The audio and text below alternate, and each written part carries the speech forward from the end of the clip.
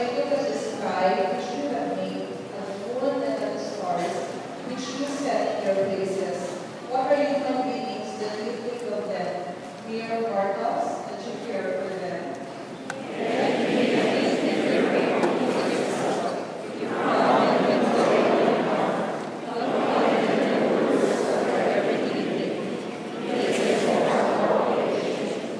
Sheep and cattle and the wild animals too, the birds and the fish and the creatures in the sea.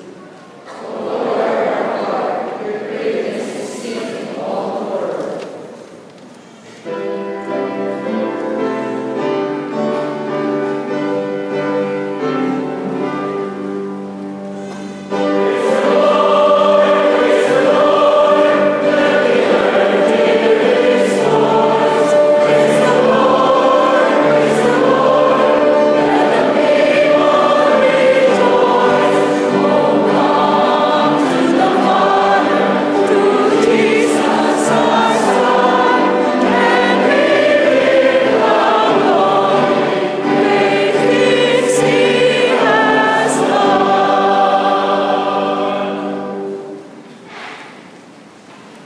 Please be seated.